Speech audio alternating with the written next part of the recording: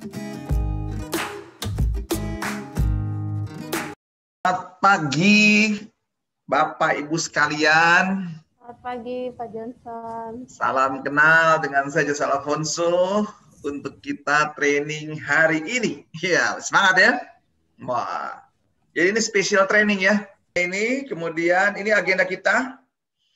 Saya berharap materinya selesai hari ini, teori-teorinya ada kurang lebih 60-70 slide gitu ya. Cepatlah, bisa lah ya, karena saya berhadapan dengan teman-teman yang pintar-pintar gitu ya. Jadi kalau saya ngajar orang Papua, teman-teman sekalian, ini materi ini 4 hari teman-teman ya. Jadi kalau saya ngajar teman-teman di Papua, butuh waktu 4 hari ngajar ini. Tapi karena di kalau di Jakarta paling lambat 2 hari lah gitu ya. Nah jadi kalau Anda ini pintar-pintar juga, dari kampus-kampus terbaik juga, saya lebih cepat gitu ya. Tapi kalau Anda merasa kecepatan, langsung aja diinterupsi ya. Lambat ya. Oke. Nah, ini jadi sebagai trainer, berarti harus punya kompetensi kan. Apa saja kompetensi yang dimiliki seorang trainer? Nanti kita jelaskan ya. Harus bisa berkomunikasi, bisa memahami materinya gitu ya. Dan kedua, ya hal prinsip belajar ya, mengajar. Nanti polanya ada banyak ya. Hal prinsip-prinsip mengajar, bagaimana menolong orang gitu ya. Lalu metodologinya nanti, mau pakai metode apa nanti Anda mengajarnya? Apakah online atau offline? Oh, sekarang ada 2 ya, online atau offline. Ada 2 sekarang. Nah, oh iya, kalau boleh tahu dong, teman-teman sekarang ngajarnya online atau offline ya? Kalau boleh tahu nih, saat ini kan setelah dari bulan Maret sampai bulan sekarang, Anda banyak mengajarnya apa? Online atau offline? Bisa dong sharing dong? Kita online semua sekarang sih, Pak. Online semua ya? Iya. Oke, jadi belum ada ketemu offline ya dengan teman-teman, karena kan pengajar di trainer di internal ya. Jadi semua kebanyakan adalah umumnya online, belum offline ya. Nah kalau saya sudah ngajar offline juga, publik ya, public training udah ngajar, tapi pakai protokolnya luar biasa ya, ketat ya. Mereka minta di hotel, ya udah saya layani. Cuman saya tes dulu, sama-sama saya rapid test, mereka rapid test juga kan gitu ya. Itu syaratnya, saya bilang kalau kita mau offline, masing-masing peserta kita rapid test, karena rapid test sudah murah ya. 2 hari sebelumnya rapid test. Lalu kedua, kita gunakan protokol. Lalu makannya, walaupun di hotel, makannya nasi kotak. Nasi kotak ya. Hotelnya mewah, tapi makannya nasi kotak. Tetap aja nggak enak. Nggak enak lah. Cuma enaknya ketemu langsung ya. Nah, semua serba dikotakin semua. Ya, apa bedanya dengan di kantor gitu ya. Oke ya, itu ya. Nah, jadi Anda sudah banyak ke arah online. Nanti kita sharing tantangannya apa sih online sama offline. Sekalian kita lihat nanti ya. Oke, jadi itu yang saya dapat informasinya ya. Nanti kita sharing ya. Oke, sekalian.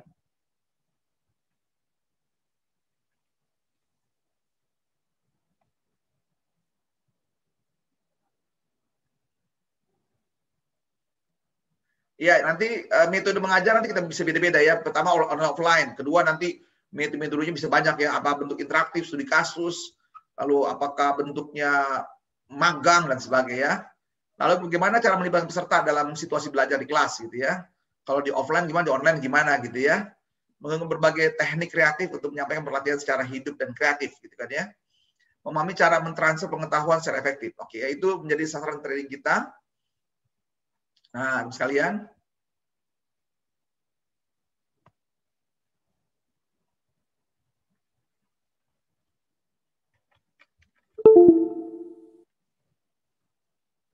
Ya.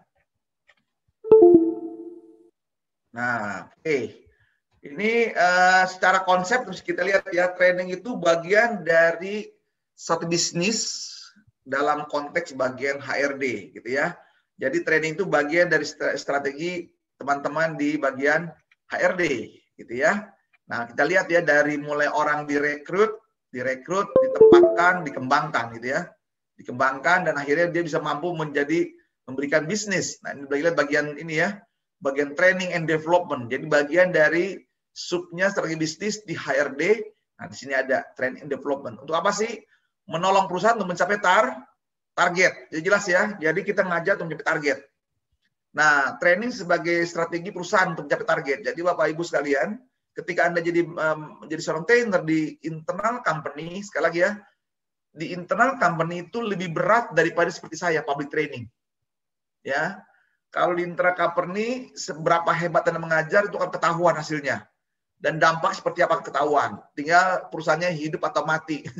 Seberapa hebat trainernya. Kalau saya public training sekarang, gitu ya, paling-paling nggak laku, gitu ya. Nggak laku dijual oleh para klien kita, gitu ya. Dan tidak ada risiko yang terlalu berat bagi company-nya. Tapi kalau teman-teman, makanya saya menghormati trainer internal itu karena memang targetnya jelas banget, gitu ya. Ukurannya pun parameternya jelas, nggak boleh lagi, nggak ada excuse ya. Jadi Anda terlibat di sini dalam rangka apa sih? Menolong perusahaan dalam rangka mencapai profit bisnis. Nah, dengan cara apa nanti ya? Nanti kalau Anda mengajar orang-orang marketing supaya revenue-nya naik naik revenue-nya. Kalau Anda mengajar departemen non sales, non marketing, berarti departemen cost. Jadi nanti mindset-nya beda ya. Mengajar orang tim revenue nih atau marketing, sales, akan berbeda dengan mengajar orang-orang yang operation. Di sini akan beda pendekatan-pendekatannya. Kita lihat nanti ya, karena parameternya berbeda di sini. Kalau ini semua sama sih ujungnya, mencapai profit. Jadi teman-teman sekalian, di bidang training ini jadi jelas ya targetnya. Menolong timnya perusahaan, anggota SDM-nya perusahaan, supaya mereka bisa menolong perusahaan dalam rangka mencapai profit. Nah, jadi kalau seberapa efektif training kita, mampukah nanti siswa-siswa kita atau para peserta kita bisa mencapai target ini. Nah, itu ya, mampu nggak mencapai ini. Berarti teman-teman harus mengukur nanti ya. Apa yang Anda ajarkan harus diukur. Oke ya. Nah, alat ukurnya apa? Mampu nggak mencapai target operasionalnya dia secara personal, secara individual? Tercapai nggak? Secara unit, secara divisi, secara corporate, 4 ya. Jadi kalau Anda sebagai trainer di internal company, sekali lagi tidak ada alasan bahwa Anda tidak terlibat di dalam suksesnya suatu perusahaan. Jadi jelas parameternya. Jadi nanti pun alat ukur Anda ada di sini juga ya. Seberapa efektif Anda mengajar, nah disinilah kelihatan. Mampu nggak menolong karyawan-karyawan itu secara pribadi, secara unit, secara departemen, secara perusahaan, gitu ya, untuk mencapai target. Yang kedua, training juga dalam rangka kaderisasi, pemimpin baru gitu ya, di kader gitu ya. Jadi jangan saya perusahaan kehilangan gap-nya terlalu jauh dalam kaderisasi. Yang ketiga adalah bagaimana setiap karyawan terlibat di dalam menyumbangkan ide kreatifnya. Nah, ini teman-teman sekaliannya parameter pertama. Jadi jelas ya. Sekarang ya. Jadi teman-teman di pundak teman-teman sebagai trainer internal, parameternya jelas banget itu. Nanti yang lain-lainnya itu sebagai subnya ya, sebagai proses variabel prosesnya. Tapi di ujungnya nanti, jadi di target yang terakhir, yang paling ujungnya adalah bagaimana nanti para peserta Anda bisa mencapai target. Ada perubahan mencapai target. Dan Anda wajib mengukur. Oke, kata-kata wajib mengukur, karena dulu kan saya trainer internal. Saya dulu trainer internal kamu, kayak tadi kan jelas ya. 3, Pak Johnson, dididik tolong, itu pengalaman pertama saya, ngeri banget ya. 3 ini, kalau nggak bisa, berarti mereka akan keluar. Gitu kan ya, berhasil lah gitu. Nah, saya mau diskusi dong dengan Mbak Christine, Mbak Naomi, dan Mas Rahman. Target Anda apa? Yang paling ujungnya. Sharing dong, sudah punya target? Dalam output training Anda mengajar gitu ya. Apa target utamanya? Silakan, boleh dari Mbak Christine dulu, boleh dari Mbak Naomi, bisa dari Mas Rahman. Silakan yuk, langsung aja. Silakan itu Pak Dimas kayaknya mau. Dimas silakan. Ya Mbak Dimas dulu, Pak Mas Dimas ya. Oke, terima kasih Pak. Kalau sejauh ini, karena kebetulan divisi di training di tempat kami juga itu ada pembagiannya Pak. Dan kalau untuk divisi kami itu memang khusus sejauh ini tentang pengetahuan produk. Seperti itu. Karena kita kan menjual produk minuman. Dan untuk internal semuanya, sejauh ini memang output yang kita cari itu yang pertama pasti untuk pemahaman. Jadi agar seluruh karyawan Yakult itu setidaknya mengetahui tentang produk Yakult itu apa. Jadi misalkan mereka ada di masyarakat, yang dari awalnya sendiri yang merupakan karyawan Yakult itu tidak akan memberikan informasi yang salah mengenai produk Yakult seperti itu. Dan tujuan akhirnya pasti nanti juga untuk penyebaran informasi di masyarakat juga seperti itu sih kalau sejauh ini output yang kita harapkan. Oke. Gitu. Ada nggak yang terkoneksi dengan tadi? Kan perusahaan itu hanya sederhana kok. Profit sama revenue dikurangi cost. Mas Dimas sudah bisa belum menghubungkan dengan variabel itu, 3 variabel itu? Oke, kalau untuk variabel itu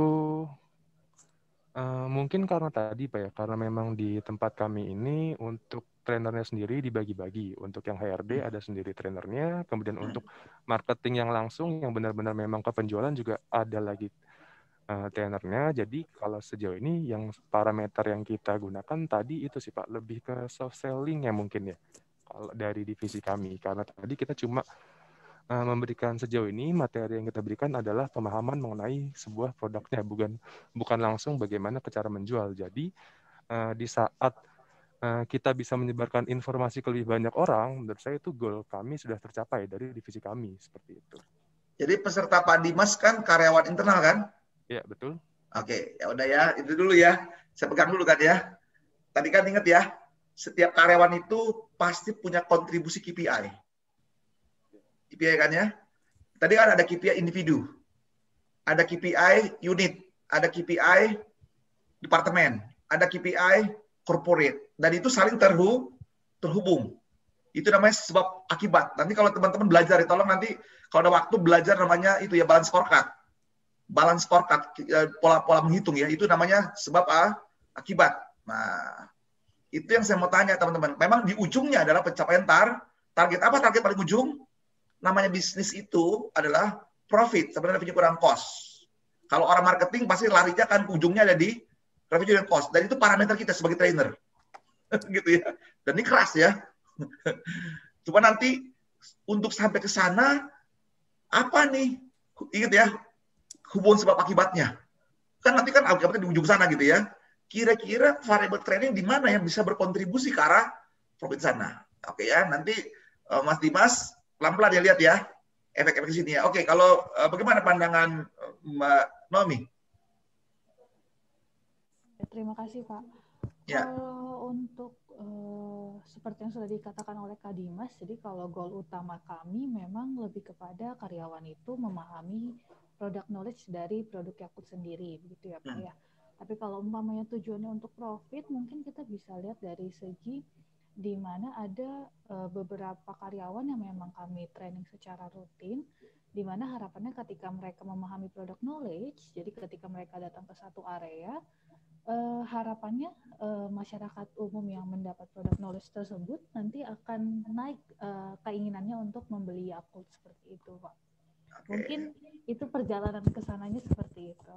Nah, jadi nggak yang langsung ke profit gitu, enggak. Jadi kita ada naik tangganya dulu. Gitu. Oke, terima kasih Mbak Naomi. Nah, Mbak Christine, gimana Mbak Christine? Coba dong, kan ini teman-teman orang-orang pintar semua nih. Ingat tadi ya, hubungan sebab akibat, ujungnya di sana semua gitu ya. Karena ini modal dasar kita, kalau nggak kuat di sini, nanti teman-teman ngajar akan sekedar ngajar. Saya nggak khawatir deh, kemampuan Anda ya secara knowledge kayak gitu, pasti gampang. Saya ngajar gitu. Tapi hal-hal prinsip ini paling penting. Kalau soal teknik, gampang lah. Aku bisa, teman-teman saya dari alumni dari mana nih, saya dari kampus terbaik kok ya. Saya nggak khawatir ya. Tapi hal dasar ini harus dipahami dulu. Silakan Mbak Christine. Ya, terima kasih Pak. Jadi kalau di Yakult sendiri, itu kan memang kita promosi bisa dilihat dari mungkin iklan, kita jarang sekali ya, diskon-diskon pun juga kita tidak pernah sama sekali. Jadi memang di Yakult ini sendiri itu sangat mengutamakan yang namanya product knowledge ke pelanggan seperti itu. Jadi makanya dulu awal tujuan kita itu penyebaran informasi langsung melalui Yakult Lady. Jadi Yakult Lady itu kita didik, karyawan juga kita didik, kita berikan pengetahuan tentang Yakult ini sendiri. Jadi harapannya saat kita memberitahukan orang tentang Yakult, apa itu Yakult, apa sih manfaatnya, apakah bisa dirasakan langsung atau tidak. Jadi yang tadinya masyarakat itu tidak membeli karena tidak tahu, karena atau mungkin mikirnya ini hanya minuman tambahan atau seperti apa. Jadi karena mereka tahu manfaatnya, jadi mereka mengonsumsinya setiap hari seperti itu. Jadi istilahnya kita memberikan produk knowledge yang baik, yang sesuai dengan research juga. Jadi mereka akhirnya juga percaya, kemudian rutin mengonsumsi seperti itu. Jadi secara tidak langsung itu akan menaikkan penjualan tanpa kita harus istilahnya promosi hanya sekedar melalui iklan dan lain sebagainya. Karena kalau dari aku sendiri prinsipnya tatap muka itu akan lebih promosi yang paling efektif karena bisa langsung disitulah tanya jawab. Kalau ada yang tidak mengerti tentang Yakult bisa langsung ditanyakan, bisa langsung di-sharingkan seperti itu, Pak. Baik, terima kasih Mbak Christine, terima kasih Mbak Naomi dan Mas Dimas. Ini paling fundamental ya, saya mau ngajar dulu misalnya. Berarti soal teknik saya nggak khawatir teman-teman, soal teknik. Tapi ini hal prinsip dulu. Karena saya trainer internal juga kan gitu ya. Waktu saya di Asahi Group, saya di grupnya berapa petroleum, saya terakhir di grupnya Heineken. Saya tahu banget gitu ya. Dan saya terlibat dalam berbagai proyek gitu ya, dan ngajar dan gantiin saya gitu ya. Saya tahu banget targetnya. Jadi pertama kita sebagai trainer harus tahu dulu apa sih objektif utama kenapa saya jadi trainer. Nah, muaranya tadi semua ya, profit sama revenue kurang cost. Tadi kan teman-teman di sini bertiga, kalau boleh tahu di sini ke arah product knowledge ya. Betul ya? Product knowledge ini salah satu bagian dari fungsi marketing. Kalau teman-teman punya buku-buku tentang marketing? Punya ya? Siapa yang nggak punya buku marketing? Karena saya orang marketing. Saya dari UI marketing saya ya. 4 tahun saya belajar marketing. Gitu. Belajar kimia juga belajar gitu ya. Siapa yang belum punya buku marketing? Ayo. Mesti Mas Dimas. Mas Dimas punya buku marketing? Ada di perpus ini sih, Pak. Ada di pribadi enggak? Kalau pribadi ya. Enggak. Nah, oke. Yang itu pertama saya tanya. Kalau nggak punya, harus beli. Nanti saya kasih tahu ya. Saya acuan saya kalau di UI saya belajar pakai Kotler. Gitu ya. Itu bantalnya saya gitu ya. Kalau kimia kan tekniknya pakai bukunya Ferry gitu ya. Teknik kimia engineeringnya. Kalau kimia itu banyak ya, kimia organik apa banyak-banyak lah gitu ya. Itu banyak buku-buku saya tebal-tebal gitu ya. Nah, jadi punya bantalan dulu gitu, punya bantalnya. Yang kedua, teman sekalian ya, teman-teman sudah pernah jadi sales, ikut dalam jualan? Terlibat? Siapa yang belum pernah turun ke lapangan, ikut jualan? Magang sebulan, 3 bulan gitu? Sudah pernah jualan? Sudah, Pak. Setiap masuk memang kita ada magang dulu, Pak. Sekitar 1 bulan untuk jualan ya? Iya. Ya, harus. Iya. Karena ngajar product knowledge gitu kan. Tadi kan mengedukasi masa mereka harus tahu perilaku dari masyarakat. Nah, kalau sudah punya pengalaman, tapi jangan lupa sekali-sekali Anda turun ke lapangan ya. Karena perilakunya udah berubah sekarang. Berubah terus. Apalagi dampak pandemi ini ya. Itu berubah total ya teman sekalian ya. Dampak pandemi dan resesi ini akan berubah total. Nah, Anda sebagai pengajar di internal gitu kan ya, harus bisa terus beradaptasi dengan situasi yang baru. Nah, makanya kalau seperti aku mesti jual seperti apa sih? Ada peluang baru nggak? Minimal Anda mendampingi para peserta Anda gitu ya. Apa sih isu mereka per area gitu ya dan segala macam. Oke ya. Itu dulu. Jadi 21 penting buat saya. Buku Anda pakai bukunya apa? Penting buat saya. Yang kedua, Anda sering terjun berapa kali? Karena trainer kalau nggak pernah terjun cuma cerita teori doang, gitu ya. Nggak ada rohnya, nggak ada spiritnya masuk, gitu ya. Nggak ada masuk. Jadi Anda nanti dilihat oleh teman-teman peserta gitu ya. Aduh, ini trainerku nih kayaknya nih cuma jago di atas buku doang nih. Nggak ada update terbaru. Coba kalau Anda cerita gitu kan ya, tahu gimana, nah itu ya. Oke ya, jadi teman-teman jangan lupa ya lakukan itu. Nah, jadi tolong pertama, ketika Anda mulai mengajar, beritahu dulu tuh, kenapa sih Anda mesti belajar? Nah, saya selalu menggunakan acuannya itu ya. Materi apapun saya selalu mengacu ke target. Yang ini, teman-teman ya. Karena dari sini udah jelas, saya mau akan kemana saya bawanya. Ini dia. Ini acuan saya, bahasa bisnis. Karena kita training konteksnya bisnis. Semua apapun kita lakukan dalam konteks bisnis, apapun trainingnya, harus bermuara di sini. Baru nanti kita turunkan. Kita kalau bahasa matematiknya kita turunkan, kita integralkan atau kita derivatkan gitu ya. Seperti apa sih bentuk-bentuk variabel di sini? Sekali lagi ini semua berujung di sini. Sebabnya apa? Akibatnya ini, gitu ya. Nah, oleh karena itu para trainer di sini, nah ini di sini ya sekalian ya. Para trainer harus mampu membuat sistemnya dulu. Oke, saya ngajar nih teman-teman ya. Muaranya ke sini ya, Anda kan akan ke lapangan. yaitu akan namanya terlibat dalam perusahaan, misalnya Anda mengajar para sales. Oke, boleh tahu yang Anda ajar pesertanya siapa aja? Lady Yakult atau para pimpinannya? Nah ini saya mau tahu nih, yang Anda ajar langsung Lady Yakultnya, atau para leadernya, atau para supervisornya? Boleh tahu yang Anda ajar? Hah? Semua. Semua ya? Semua. Oke. Berarti kan akan berbeda-beda pendekatannya. Jadi saya mulai di sana. Kenapa Anda mesti belajar? Nah, kalau Anda sudah tarik di situ prosesnya, baru nanti kan, itu kan, nah ini penting banget nanti ya, objektif training. Apa sih? Yaitu menolong perusahaan dan mereka mencapai target. Melalui siapa? Melalui Anda sebagai peserta saya saat ini. Makanya alat ukur saya, nah ini kan alat evaluasi kita ya, ketika Anda di training, pertama oke ya, patokan Anda, nanti kayak tadi kan tes itu ya, tes apa tadi, yang kita pretest itu untuk ngeliat apa? Ngeliat knowledge-nya aja.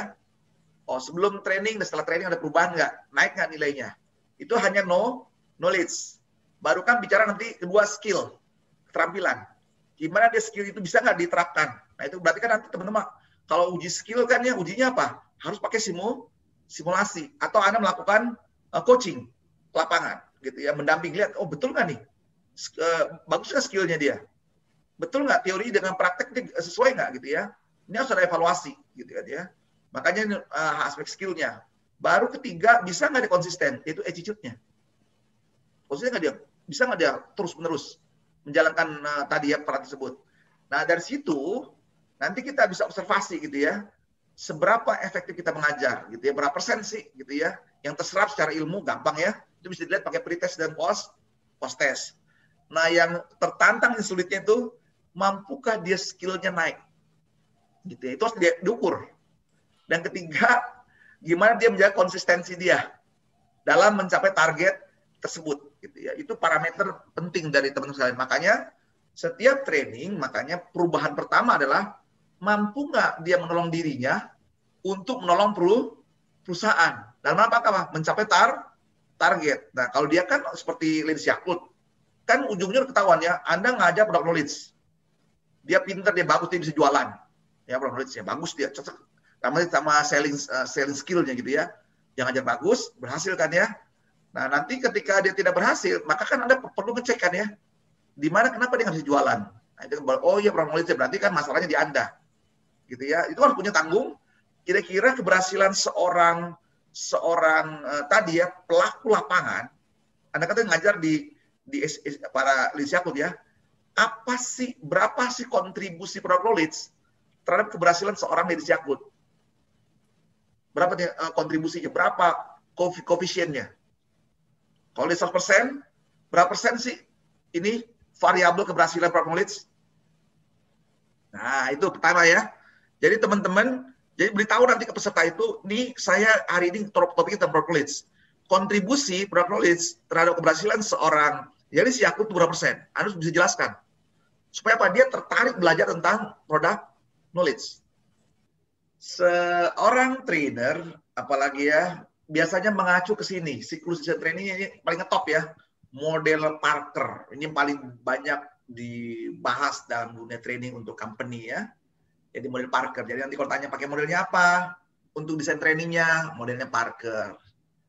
Oke, jadi ada pertama, ada TNA dulu, training analisis. Jadi kita menganalisa kebutuhan training tadi. Melakukan apa? Observasi, Anda ngelihat ke lapangan, bisa lihat nanti ada bentuknya survei gitu ya, hasil dari data-data yang ada. Nah dari sinilah dasar kita ya, adalah TNA. Jadi nggak boleh pakai perasaan, harus ada dasar kuat melalui penelitian ya. Dari sini baru dasar kita mengembangkan tujuan training. Baru punya tujuan trainingnya apa tadi? Berjelas ya. Tadi ya kalau kita tujuan utamanya bagaimana perusahaannya survive, untung gitu ya. Nah, di sini tahap ketiga membuat desain kurikulumnya. Nah, kurikulumnya apa saja sih? Melakukan jadi tahap-tahapan seorang Lady Yakult itu apa yang dibutuhkan? Product knowledge-nya. Product knowledge itu dari yang level dasar, level menengah sampai level advance gitu ya. Itu punya 3 program ya. Level dasar, level menengah sampai yang advance, yang lebih mahir gitu ya. Nah, ini desain kurikulumnya, tahap-tahapnya. Lalu metode trainingnya dipilih. Apakah nanti online atau offline? Itu sekarang tuh gitu ya. Model trainingnya, metodenya ada 2 ya. Offline atau online. Begitu bicara offline. Offline ya berarti polanya apa nih? Ada ceramah, apakah ada diskusi, apa ada role play, apakah studi kasus, itu lengkap gitu ya. Nah, kalau kita di online seperti ini, nah ini kan makin terbatas ya. Kita nggak bisa ngelihat misalnya ya. Apalagi TOT gini nih, besok nanti saya minta Anda kan presentasi, kalau bisa berdiri gitu ya. Nah, kita lihat nanti ya. Ntar juga saya akan contoh ke Anda ya. Saya juga punya, sekarang saya duduk. Nanti Anda bisa juga berdiri. Saya juga punya alat juga supaya kita bisa berdiri ngajar gitu ya. Saya juga bisa tulis ya. Nah, kemudian metode training. Lalu kemudian pendekatan evaluasi. Ini wajib. Jadi teman-teman tadi dari Yakut mengatakan evaluasi masih belum ada gitu ya. Ini wajib dievaluasi. Nanti evaluasinya tadi ya, evaluasi paling level 1 gitu ya. Ngecek knowledge. Ya pakai pretest gitu ya, ada post testnya nanti. Lalu evaluasi keseluruhan, evaluasi setelah training, evaluasi ininya, investasinya dan seterusnya. Nah di sini baru programnya ya, gimana melaksanakan training-trainingnya, di mana, kapan, bicara tempat, bicara alat semuanya ya, lalu ukur hasilnya, lalu kembangkan lagi. Nah ini kita istilahnya, jadi Bapak ini bukan karangan saya ya, inilah yang paling populer dan model training, model Parker. Matikan slide-nya, lalu banyak diskusi seperti ini. Tapi sekali lagi itu pengalaman saya. Teman-teman bisa mengembangkan nanti ya polanya begitu ya. Oke ya. Nah, kemudian kita lihat ya peserta prinsipnya di sini waktu jelas. Hal prinsip yang penting mudah dipahami materi Anda yang bisa dimengerti, dan itu mengertinya apa? Di feedback. Sudah apa yang Anda pahami. Anda mengerti sampai niatnya. Jadi feedback ini sampai rencana aksinya apa yang dilakukan. Gitu ya, jangan di terakhir doang waktu Anda mengerti gitu ya. Nah, ini sistematikanya jelas, verbalnya, vokal Anda, nah itu representasi ya. Lalu apa yang membuat gagal suatu training? Biasanya karena memang kesannya pertama tidak menarik gitu ya, nggak sesuai dengan tujuannya dia, manfaatnya dia nggak jelas. Makanya kenapa waktu pengantar Anda wajib menjelaskan kenapa, apa manfaatnya jadi trainer, apa manfaatnya materi ini gitu ya, dan seterusnya. Tadi saya tanya, apa manfaatnya, kenapa Anda belajar tentang product knowledge? Ini penting, Anda jelaskan di awal, supaya punya daya tarik. Kenapa? Karena setiap saya training, dia selalu bertanya, apa sih manfaatnya aku ketika aku mau mendengar Bapak atau Ibu dalam menyajikan materinya. Nah ini kesan menarik di sini ya. Sasaran harus jelas baginya. Dan juga presentasi tidak terstruktur, berantakan, ya nggak boleh di sini ya. Lalu membosankan. Nah ini makanya lawannya pakai apa? Langsung interaksi ya, ada kontak mata, makanya saya selalu saya matikan. Saya lihat ya. Nah ini teman-teman, kontak mata, kalau Anda ada slide, pasti orang fokus ke slide. Kalau Anda matikan slide-nya, pasti Anda akan terjadi kontak mata dengan peserta Anda, sekalipun online. Ini bahasa saya ya, bahasa saya membedakan antara ngajar online dengan offline. Sebenarnya lebih asik memang offline ya, tapi online ya udah, gimana saya kontak matanya, ya udah, saya matikan materi saya panggilin, saya tanya, ngelihat langsung gitu ya, itu polanya ya, teman-teman sekalian. Nah, jadi kita lihat ya banyak gagal atau ekspresinya nggak jelas, tidak dilibatkan peserta untuk diskusi, nah atau tidak ada visualisasinya, dan juga lama dan penutupan ya. Nah, makanya komunikasi di sini unsurnya ada 3V ya, utama teman sekalian ya, ada vokal, ada verbal pesannya, ada vokalnya, ada visualnya. Nah ini penting banget teman sekalian ya, nanti waktu menyajikan materi training, materi ini harus sesuai dengan faktanya, Anda menyampaikan pesan. Nah waktu Anda menyampaikan materi training, ini peserta harus dikondisikan ya, apakah dia sistematik atau dia heuristik. Nah kalau Anda sedang membicarakan teknis, biasanya Anda menggunakan namanya sistematik logik, dikondisikan. Tapi kalau Anda sedang bicara attitude, maka Anda bicara heuristik, Bapak sekalian ya. Lalu setelah menyampaikan pesan ini, Anda wajib melakukan apa di sini? Feedback, ditanya. Apa yang sudah Anda pahami? Bagaimana niat Anda, rencana Anda, apa kesediaan Anda untuk mengikuti materi ini kan gitu ya. Nah, ini polanya harus ada feedback gitu sekalian ya. Nanti perubahan perilaku dari mereka tergantung nanti ya ketersediaan di sini. Tapi tugas kita sebenarnya menyampaikan pesan sesuai dengan fakta yang ada. Tinggal kita perlengkapi dengan vokalnya, visualnya sekalian di sini ya. Nah, ini teman-teman, unsur vokal, visualnya penting banget. Keluar antusiasme kita. Kalau Anda tidak ada emosi, tidak berbicara, walaupun makanya berat kan kita online gini ya. Gimana memanggil, gimana bersuara, gimana vokal kita. Kalau kita offline itu lebih kelihatan sih gitu ya, antusiasme kita. Kalau begitu nggak ada antusias, saya kan belajar, khusus waktu itu saya belajar di Belanda ya, TOT-nya gitu ya. Jadi juga sudah ngambil juga sertifikasi gitu kan ya. Itu kalau orang bule gitu ya, asik banget ya. Energinya dia keluar banget kalau dia ngomong. Ekspresi tangannya, suaranya lengkap gitu ya. Pokoknya mengasihkan sekali. Nah, itu penting banget. Itu dari mana nanti kita lihat? Dari emosi Anda. Emosi ada dua, positif dan negatif. Ini kita lihat ya. Nah, jadi kenapa ada ekspresinya di sini, teman-teman sekalian? Ini ada unsur di sini training namanya unsur 3V ini. Oke, materi sudah ada, pesannya sudah ada. Itu hanya daya pengaruhnya hanya 7%.